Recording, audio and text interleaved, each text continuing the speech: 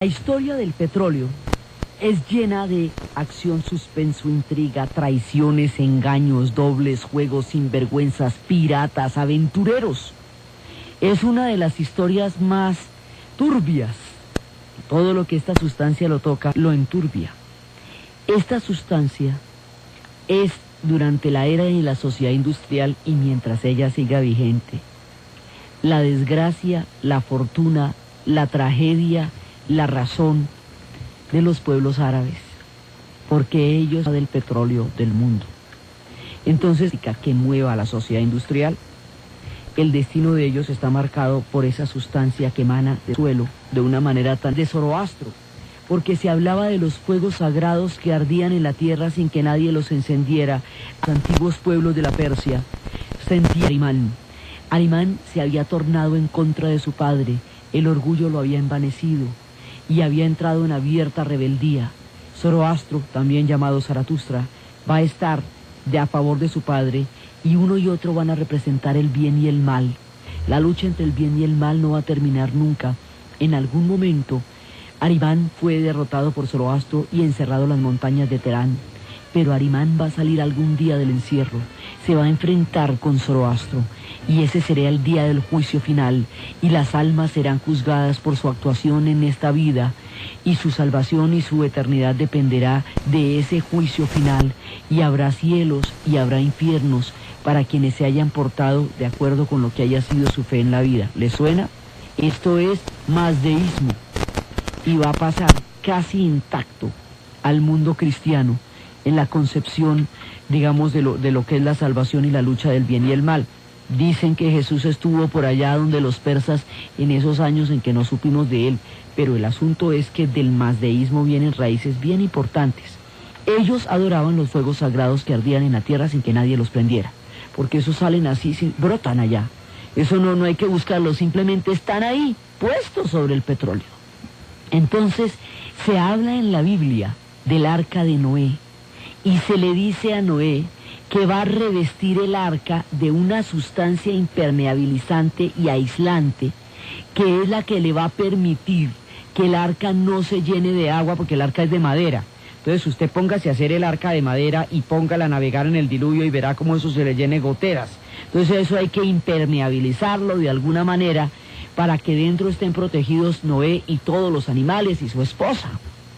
Entonces la referencia que tenemos es que por la descripción de la sustancia impermeabilizante para el arca de Noé, esto equivale al neme. Es esa sustancia negra, chicluda, impermeabilizante con la que pusimos al interior del arca para que pudiera aguantar las terribles épocas del diluvio, descritos tanto en la Biblia como en Gilgamesh, que asolaron la Mesopotamia en alguna parte de su historia, porque muchísimos testimonios aluden al diluvio. Después supimos del fuego griego en las épocas del imperio de Grecia, pero este fuego era, digamos, era una sustancia chicluda otra vez, que se le ponía unos palos y se lanzaba, y ella encandecía cuando se lanzaba. Y ese fuego también fue el fuego de Bizancio, pero nunca la lograron controlar lo suficiente como para poderla convertir en un arma de guerra. Se temía el fuego griego. Le tenían mucho miedo al fuego griego, pero el fuego griego no llegó a ser una cosa lo suficientemente sistemática como para que se pudiera emplear de una manera continua en las guerras, sino que de pronto lanzaban el fuego griego y la que escama, pero no más. Digamos, no lograron manejarlo lo suficiente. El petróleo servía para todo y no servía para nada. Después se volvió un ungüento, una pócima, una pomada que se la untaba a la gente, pero digamos, le tenían mil usos, pero no le tenían una destinación específica durante muchos siglos. Un día alguien descubre, ya en el siglo XIX, alguien descubre que un aceite derivado del petróleo que se llama querosene arde durante mucho más tiempo, es mucho más manejable y mucho más duradero que el aceite de ballena. El aceite de ballena era con el que se prendían las lámparas. Y ahora vamos a prenderlas con querosene. Entonces el querosene, además porque si no se inventan esta figurita pues se acaban las ballenas, porque precisamente toda la época de la pesca, de la cacería de las ballenas era sobre todo para las lámparas en la noche. pero de la ballena se utilizaba todo, la piel, los huesos, todo. La ballena no quedaba nada ya sobre la playa y fue toda esa depredación absolutamente terrible. Y hubo pueblos que inclusive derivaron su subsistencia entera a ser balleneros, como el País Vasco.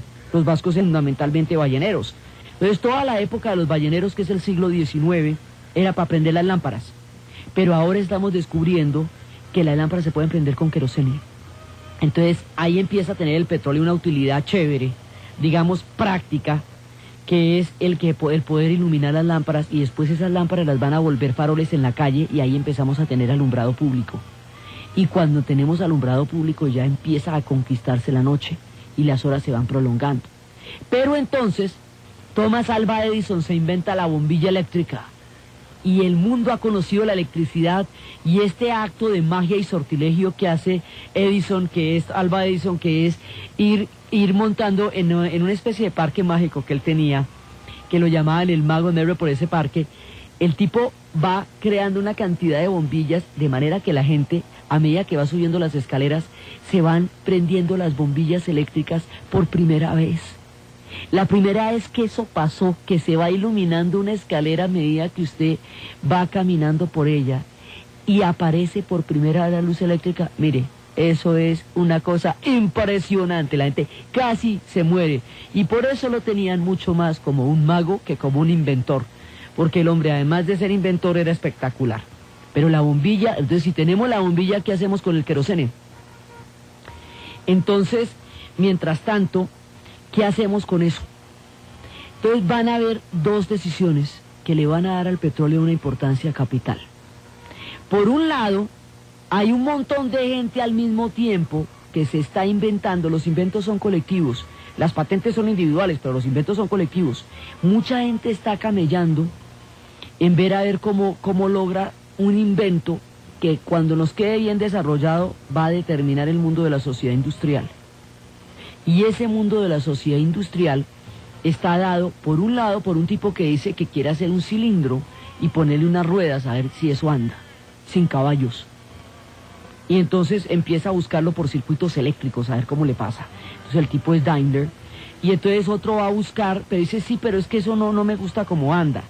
Vamos a ponerle a ver como, por ejemplo, un motor de pistón, y el que le va a poner el motor de pistón se llama diésel. Y entonces, pero a eso todavía le falta un combustible. Entonces, simultáneamente, en Estados Unidos, otro tipo se le ocurrió inventar la cadena de montaje, Taylor.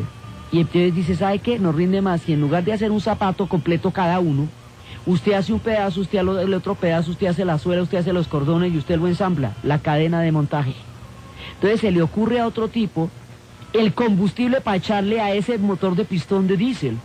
Y dice, ¿por qué no sacamos de este petróleo que es tan supremamente incandescente el combustible para ese lío? Y solo vuelve gasolina. Y eso es Ford.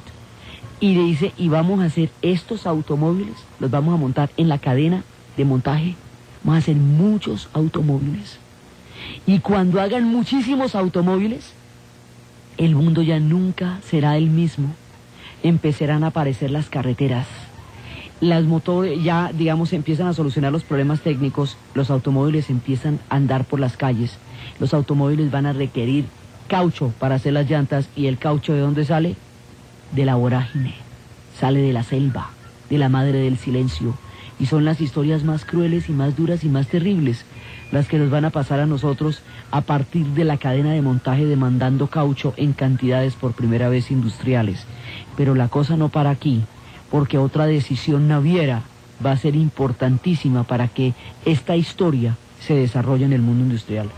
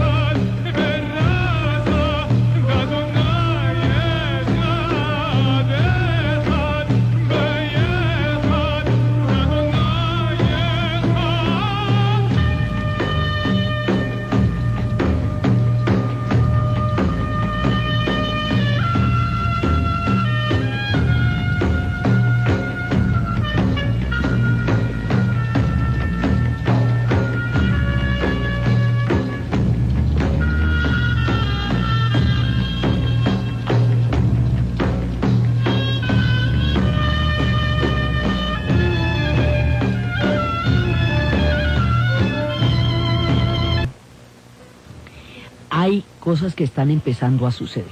Digamos, es que estos son varias historias simultáneas. Hay decisiones navieras, hay decisiones de automóviles, pero antes de eso, esta sustancia empieza a tener utilización en el automóvil y empieza a tener utilización primero en las lámparas y luego en el automóvil. Y cuando nombran a Churchill, primer lord del almirantazgo, el tipo toma la decisión de la vida, hacer el tránsito de los barcos de carbón a los barcos de petróleo. Y le dicen, bueno, pero ¿y usted para qué va a hacer eso? Si Inglaterra tiene todo el carbón que quiera, Escocia tiene todo el carbón y la cultura del carbón le ha dado a Escocia de su identidad como la cultura del café al eje cafetero, en cambio petróleo no tenemos. ¿Usted cómo va a hacer una jugada de esa? Dicen, no, es que no tenemos, pero vamos a tener. Pero verá, yo le digo, como eso yo me voy a inventar esa figurita. Y en el momento en que lo apoyan y se hace la gran decisión, Inglaterra va a hacer el cambio naval de su gigantesca armada, siendo ella la dueña del mundo en ese momento, a los barcos de petróleo. Y ahí van a necesitar el petróleo del Medio Oriente. Pero antes de que lleguemos allá, la cosa empezó en un pueblo pequeñito, Titusville, Pensilvania, lejos, muy lejos queda Titusville. En Titusville, un hombre llamado Drake empezó a ver que brotaba el petróleo de la tierra y que eso estaba como en el subsuelo. Entonces dice, bueno, ¿y si yo me invento la manera de sacar ese petróleo de ahí? ¿No será que se puede hacer algo chévere con eso? Yo voy a meterle un tubo y vamos a bombear. Entonces le meto un tubo y bombeo, y eso me va saliendo petróleo, porque si emana de la tierra, eso debe estar a gran profundidad. Entonces se pone en ese juego, va a hacer eso, y empiezan las primeras perforaciones de petróleo. Ahora, los hombres que los van a perforar, Drake y el geólogo, estos dos personajes, él y él, van a quedar en el olvido, van a quedar en la pobreza. Pero él es el primero que va a perforar y a sacar el petróleo de la tierra. Otro personaje, un personaje puritano, adusto, tacaño, ahorrativo, con un espíritu, digamos, con una fe así muy estricta y muy rígida, que tiene en su vida personal un componente de puritanismo y de austeridad y de beatitud, que no se compadece con su capacidad para hacer negocios, porque en materia de negocios va a ser un bárbaro.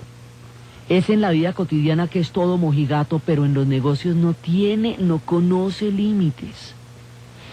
Este personaje dice, bueno, yo, así como meterme en un pozo de petróleo, tal vez no.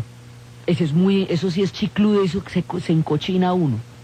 Pero yo puedo coger ese petróleo y meterlo en barriles y lo puedo vender. Sí, eso sí puedo hacer, yo lo puedo comercializar. No lo saco. La sacada es un camello, pero lo comercializo. Entonces, el ferrocarril de los Estados Unidos se hace empezando de costa a costa. Empezaron desde la costa oeste y de la costa este a encontrarse en el centro. Mientras iba pasando el ferrocarril, eso iban acabando con todos los pueblos indígenas que vivían ahí, con todos los campesinos, con todo el que estuviera por la línea férrea. Llegaba la compañía Pinkerton con sus extorsionistas de maletín y sacaban a todo el mundo de allá.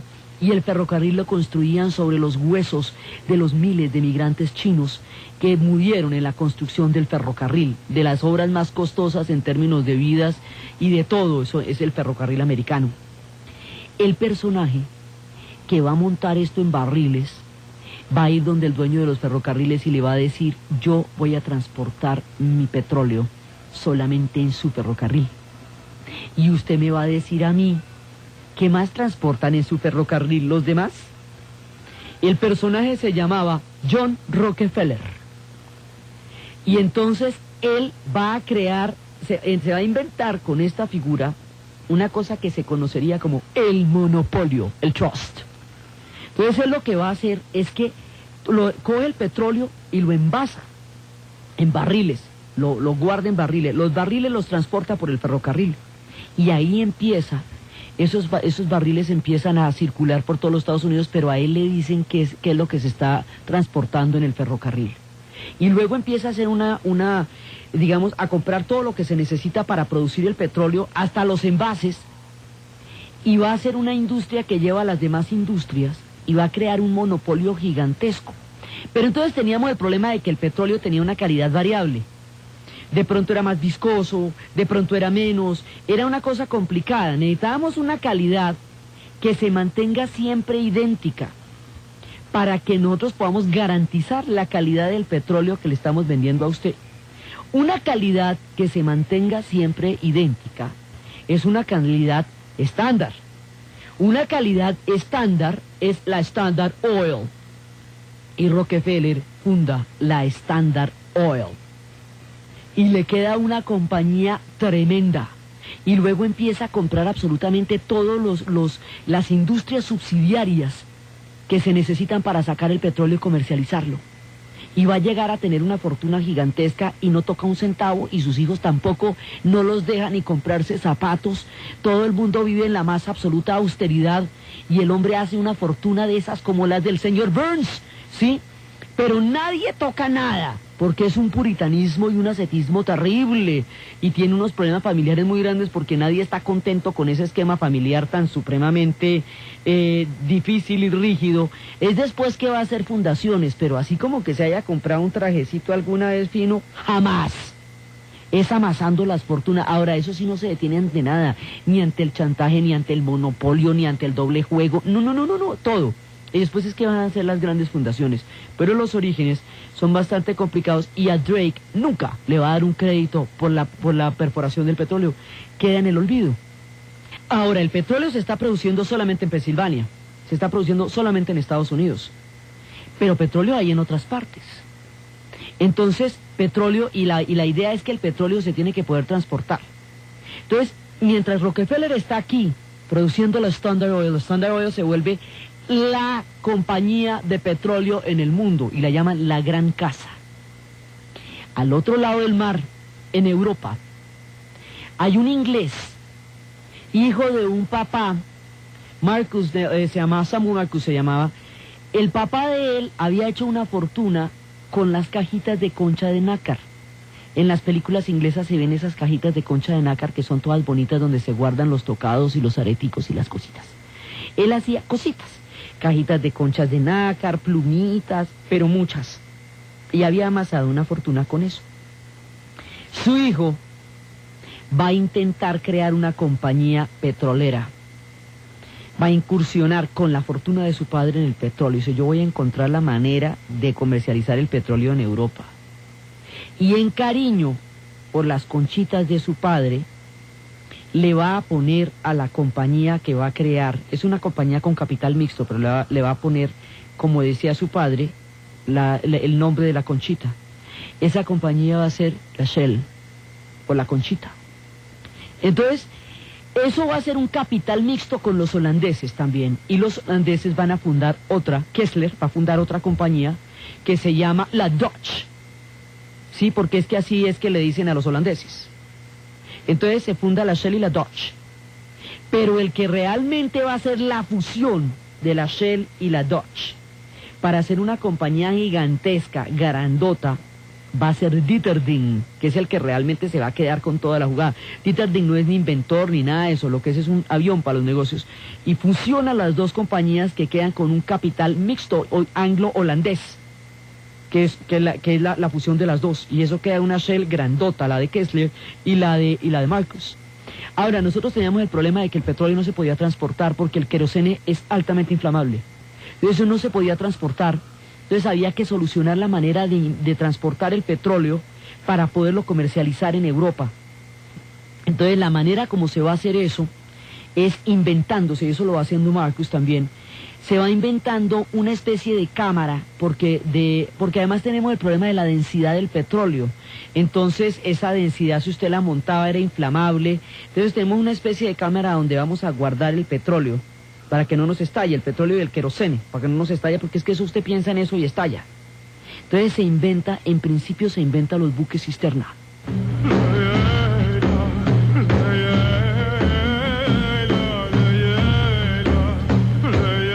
Vamos a un corte transporte comercial en la historia del mundo y ya es un invento demasiado rudimentario en ese momento, porque simplemente un tanquecito, como una compuerta que usted tiene dentro del barco donde va a guardar el petróleo para que no se riegue, es decir, para no transportarlo en bidones. Porque es que imagínese que un incendio en un barco no hay manera, eso no lo conjura nadie. Entonces, para no transportarlo en bidones, porque es imposible, lo vamos a transportar en un tanquecito.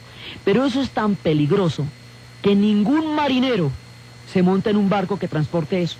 Entonces, la solución para hacer el primer experimento de transporte de petróleo a ultramar, de Estados Unidos a Europa, en un barco que tenga, en un buque cisterna, es que van a coger a los marineros que estaban en el puerto, a los que estaban completamente borrachos, caídos, tirados en el piso, que no sabían de dónde eran vecinos.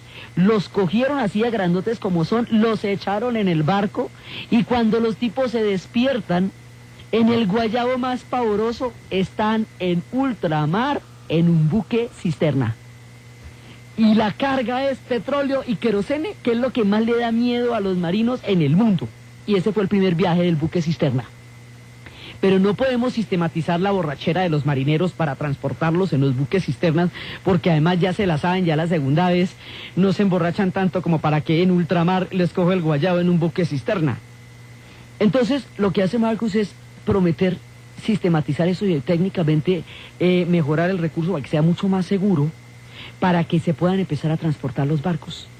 Entonces, aquí es que se hace la conexión que permite que ese petróleo que salió de Estados Unidos pueda llegar a Europa, y estas dos, que son la Dodge y la Shell, son las que van a comercializar ese petróleo en Europa.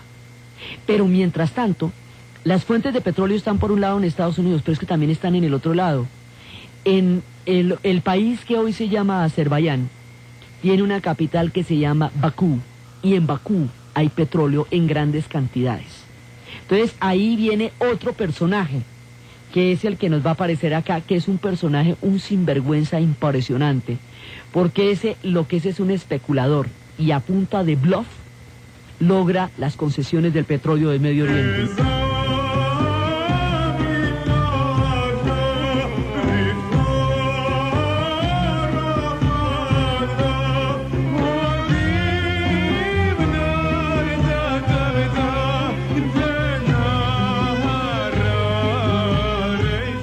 El personaje que va a especular con el petróleo es un armenio y se llama Kalkus Gulbenkian. Los armenios son un pueblo sufridísimo porque los armenios han sido repartidos entre el imperio ruso y el imperio turco otomano a lo largo de los siglos, y cada cual se ha mordisqueado un pedazo de la tierra de Armenia, y en una de esas, a comienzos del siglo XX, los armenios van a ser asesinados, más de 1 millón de armenios van a ser asesinados por los turcos, tratando de impedir la independencia del pueblo armenio. Hoy por hoy es una república. Armenia es una de las ex repúblicas soviéticas de las transcaucásicas, que eran Georgia, Armenia y Azerbaiyán. Azerbaiyán es lo que tiene como capital Bakú, y Armenia es la otra, y Georgia es la otra. De esas matanzas logró escapar de chiquito Gulbenkian, y le quedó una fijación de la traición y de la muerte, la cosa más impresionante, y el tipo no confiaba en nadie, pero ni en su mamá. Era el tipo más desconfiado del mundo, y era un genio para los cálculos. Entonces, además aquí se mezclan personajes, porque a la austeridad de Rockefeller se le contrasta los sibaritas de Dieter-Ding. Dieter-Ding era un tipo buena vida, y Gulbenkian también. Entonces Gulbenkian alguna vez estuvo por allá por Mesopotamia y vio un pocito de petróleo, lo vio, ahí cerquita. Él se levanta una carta de un sultán otomano, en la cual dice que él tiene permiso para explorar el petróleo de la Mesopotamia, sin saber todavía si había petróleo en Mesopotamia, a puro mercado de futuros, de puro especulador. Y la cartica era una carta bastante vaga, que decía que hasta así se podía mirar. ¿Puedo mirar por allá? Pues hasta así. Él había estado en Bakú una vez, pero no más, porque es que los otros hablan de lugares de todas maneras donde, de cosas que conocen. Lo que es un especulador. Y entonces, con la cartica se va a negociar con las grandes compañías petroleras, y dice: a ver, Dieter-Ding, ¿y si nos asociamos los dos para explorar el petróleo del Medio Oriente? Y le dice, ¿hay petróleo en el Medio Oriente? Dice, cantidades. Y sí. Y el tipo no tenía ni idea. Estaba blofeando, era pura caña. Y resulta que todo el petróleo del mundo está en el Medio Oriente. Digamos, fue un cañazo a ver si le cogían la caña y negociaban con él. Y le cogieron la caña y negociaron con él. Y sí había petróleo en el Medio Oriente. Esa, mejor dicho, él fue el primer sorprendido cuando vio que todos esos pozos eran tan grandes. Dijo, uy. Entonces, porque él ni había ido allá siquiera, él era armenio. Entonces empieza a negociar, a asociarse con Duterding, que es el que ha hecho la fusión entre la Dosh y la Shell. Y entonces la historia nuestra se desplaza hacia Bakú. Y ahí nos va llegando al Medio Oriente, porque es que aquí es donde se empieza a repartir el petróleo de la Mesopotamia. Por otro lado, Churchill no va a tomar una decisión de semejante envergadura sin tener la sartén por el mango. No es de los británicos meterse en ninguna cosa donde no tengan la clara seguridad de que van a ganar. Entonces, ¿cómo va a hacer eso? Lord Darcy Knox va donde un jeque persa. Han fundado una pequeña compañía, una pequeñita compañía que en ese momento es apenas, digamos, una compañía incipiente que se llama la Anglo-Persian. La Anglo-Persian más adelante la conocerían con el nombre de British Petroleum. Entonces, la Anglo-Persian va a Lord Darcy Knox, a nombre de la Anglo-Persian, y le dice al jeque iraní, persa, los árabes y los persas son pueblos diferentes. Eso siempre hay que recordarlo porque es que son historias, son totalmente diferentes. Lo que pasa es que están en el Medio Oriente ambos, y ambos son islámicos, y ambos tienen petróleo, pero son distintísimos. Entonces, resulta que le dice a este jeque persa iraní, le saca un contrato por la perforación, comercialización, exploración de todo el petróleo que se encuentra en el antiguo imperio persa durante 90 años sin regalías. Le saca un contrato de esos. Si uno dice, pero ¿y cómo es? Esto es en 1903, pero ¿cómo es que usted va a sacar un contrato de esos? Simple. El mundo del Medio Oriente no ha llegado a la era industrial. El transporte en el desierto es el camello. Para transportarse en el camello, usted no necesita petróleo. Lo importante en el desierto son los pozos de agua. El agua es la necesidad total del desierto. Entonces, ellos no tienen una idea de estados nacionales, porque los estados nacionales no tienen mucho sentido en el desierto, donde las fronteras no existen, y la inmensidad es lo único que los ojos de esta gente que puede ver el confín del horizonte con solo pararse encima solo montarse encima de sus camellos ve. Entonces, el trato que le están ofreciendo no significa particularmente mucho para el jeque iraní comprometer ese recurso, porque no es particularmente importante para su pueblo ni para él mismo. En cambio, para los otros lo vale todo, porque se está formando una estrategia geopolítica de marca mayor, es la que se va a dar ahí, oro por baratijas. Entonces, resulta que así van haciendo contraticos uno por uno. Entonces, en el momento en que están en toda la independencia de los pueblos árabes, las grandes rebeliones contra el imperio turco otomano, los ingleses les dicen, les damos las armas, les damos el billete para la rebelión, y ustedes nos permiten pasar por allá. Entonces, cuando Churchill hace la decisión de cambiar de los pozos de los barcos de carbón a los barcos de petróleo, ya hay una avanzada del Imperio Británico en el Oriente Medio para garantizar la manita sobre los pozos. Entonces, porque si no, no hubieran tomado esa decisión. Entonces, eso va empezando de contraticos en contraticos. Ya tenemos uno grandísimo con Irán. Ahora vamos a empezar uno por uno. Entonces, ahí es cuando empiezan a pedirle, a pactar por separado con los que estaban montados sobre los grandes pozos, porque empieza toda la exploración y se descubre que realmente hay muchísimo petróleo ahí.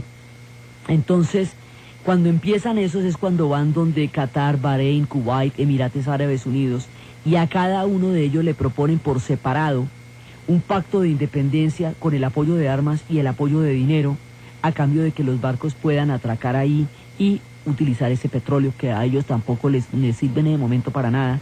Y el Medio Oriente no es solamente la tierra del petróleo, sino el paso hacia la India, que es toda la geopolítica británica.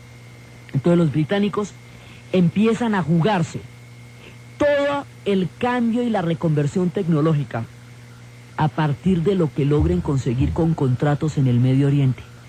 Pero como el Medio Oriente en este momento es parte del Imperio Turco Otomano, entonces es a través de las rebeliones que los pueblos árabes están haciendo contra los turcos que los ingleses van a entrar en el mundo del petróleo, apoyando a los pueblos árabes a través de armas y dinero a cambio de petróleo. Y se van asegurando, porque ellos no se van a lanzar a hacer una conversión tecnológica de estas sin tener la seguridad de que la pueden llevar a cabo, o si no se hubiera arruinado el imperio, y lejos de arruinarse. Entonces aquí ya se nos convierte, la Anglo-Persian se nos convierte en un asunto de Estado. O sea, esto ya representa directamente los intereses de la corona británica y ya no tiene el carácter de una compañía de una por sí sola, sino que esto ya son los intereses de la corona británica.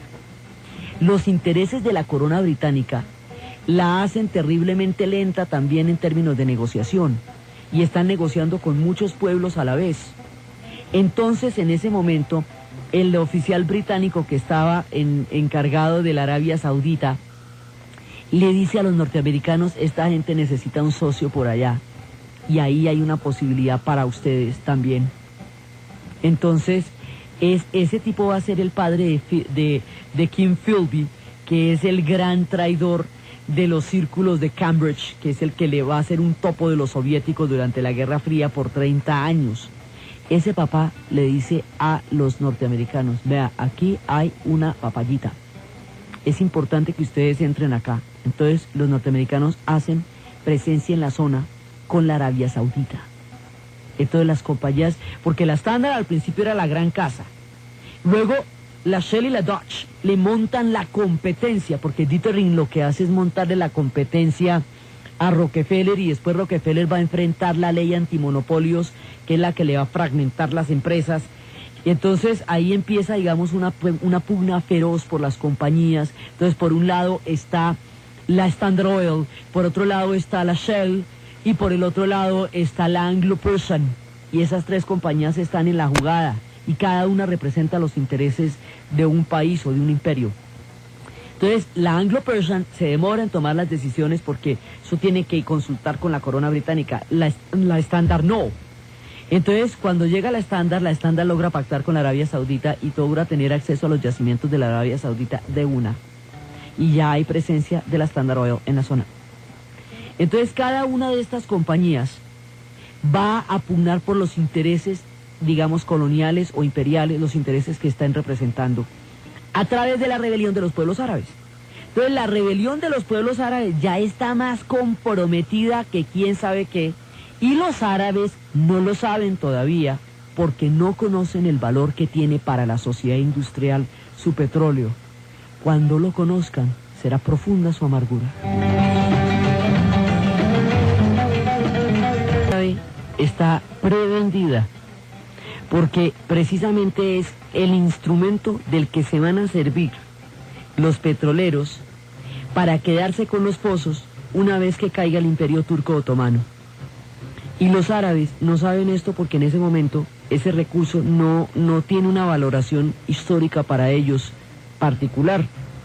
Pero en Occidente se ha dado la revolución industrial y la revolución industrial va a demandar petróleo en grandes cantidades, lo que asegura que el petróleo sea el eje de la sociedad industrial es el automóvil hecho en cadena de montaje, como la hace Ford, y la decisión del primer lord del almirantazgo de Churchill de cambiar los buques de carbón a los buques de petróleo. Con la naviera, con el automóvil, el petróleo se convertirá en la fuente energética del transporte del siglo XX. Y aún no hemos volado los primeros aviones de los hermanos Wright, porque cuando la aviación requiere el petróleo, entonces todo va a empezar a funcionar con el petróleo. Eso se va volviendo importante hasta llegar a tener hoy 500 derivados, incluida la licra. Entonces, resulta que hasta ahora estamos en cómo se van a meter en el Medio Oriente. Se meten en el Medio Oriente apoyando la rebelión de los árabes contra los turcos. Finalmente, el Imperio Turco Otomano cae. Ya están comprometidos Qatar, Bahrein, Kuwait, ya está comprometida la Arabia Saudita, digamos, ya los pozos principales están negociados. Ya está, digamos, a través de las armas y el dinero y todo, ya está negociado los pozos como son. y el Imperio Turco Otomano cae. Cae por la rebelión de los árabes, cae por la rebelión de los jóvenes turcos, que son los que van a modernizar el país y a convertirlo en un país europeo del siglo XX y no en un viejo imperio que en el siglo XIX se le conocía como el anciano enfermo de Europa. Y porque además lo meten en una guerra mundial y eso sí, ya tampoco no. Entonces cae el Imperio Turco Otomano porque es que hace agua por todas partes, todo el mundo empieza a mover esa barca y a ponerle chuzos para que se entre el agua hasta que se hunde.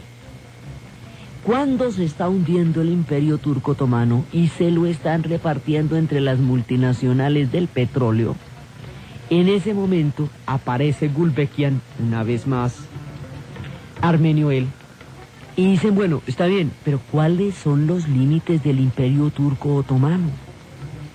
Entonces el hombre dice, yo me lo sé, déjeme a mí porque yo me lo sé, porque no ve que yo soy armenio, es decir, yo soy parte del Imperio Turco Otomano. Con la venganza a cuestas, la imagen de cómo se salvó de una matanza, la aldea destruida, la cantidad de armenios sometidos al hambre y al escarnio en los traslados forzosos de pueblos, muriendo de enfermedades y de malos tratos en la cabeza, la ambición, la determinación para los negocios y la avionada que lo caracterizó, saca su lápiz rojo y dice lo siguiente: el Imperio Turco Otomano es este, y les entrega el cadáver del imperio a los que se lo van a repartir, como una manera de servir a los turcos en bandeja para que los despedacen. Esa es su venganza. Sentadito en la mesa donde tocaba, dijo, de lo que saquen de ahí, me dan el 5%. El 5% de todo el petróleo del Medio Oriente. El 5% de los pozos de Irán, de Irak, de Kuwait, desde Bakú hasta allá. Eso es el billete de la vida. Esta es una de las fortunas más grandes de todo el siglo XX. Eso haría que a este hombre lo conocieran como el hombre del 5%.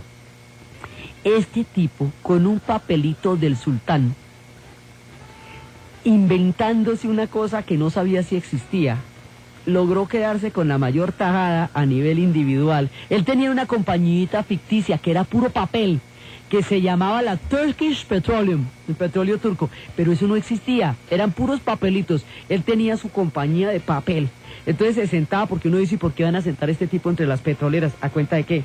Pues porque él tenía su papelito de compañía, la compañía era pura carreta, pero él tenía su papelito de compañía. Ahora, este personaje, que es como el Alcibiades del petróleo, este personaje hace poner sobre el tapete una cuestión muy importante.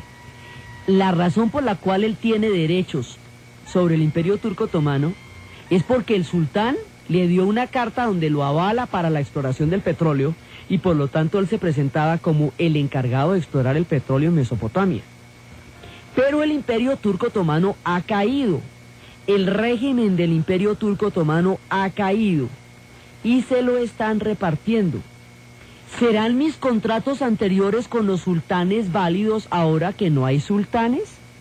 Cuando cae un régimen y usted ha hecho contratos con ese régimen, ¿los contratos que hizo con ese régimen valen para la posteridad ahora que ya no están los mismos en el poder?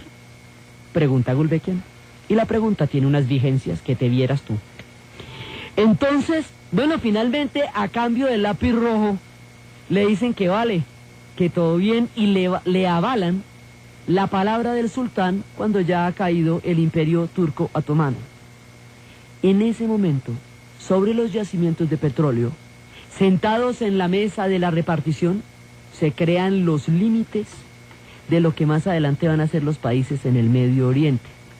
Por eso los países del Medio Oriente no corresponden a las culturas, no corresponden a las tribus, no corresponden a los pueblos, sino a los yacimientos de petróleo. Y es allí, sentados en la mesa del lápiz rojo, la Anglo-Persian, la Dutch y la Shell, la Standard Oil, todas las grandes compañías van trazando el mapa del Medio Oriente. El mapa del Medio Oriente es el resultado del petróleo, no el resultado de la rebelión árabe. Este no es el proyecto de Lawrence, esta no es la Gran Siria.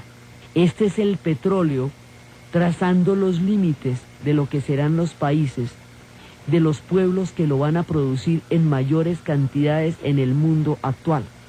O sea que como estos pueblos nacen como países sobre la base de una traición, no solamente han sido repartidos entre Inglaterra y Francia como nación, sino que sus límites han sido creados por las compañías como pozos y perforaciones para establecer dónde están los límites de uno y dónde están los de otro. Entonces por eso es que tenemos estas cosas de Irán y de Irak, que siendo los iraníes, los chiitas, sus santuarios estén en Irak, y la población de Irak sea chiita, cuando Irak es árabe y la mayoría de los países árabes son sunitas. Todo ese enredo tejemanejudo es porque no fueron repartidos ni consultados en su repartición de acuerdo con sus tierras ni con sus culturas, sino con el petróleo, y eso fue lo que hizo que los kurdos quedaran por puertas, quedaran sin Estado, mientras se creaban los límites de Siria, Irán, Irak, el sur del antiguo imperio ruso y Turquía, y esa parte que se repartió en países era el Kurdistán,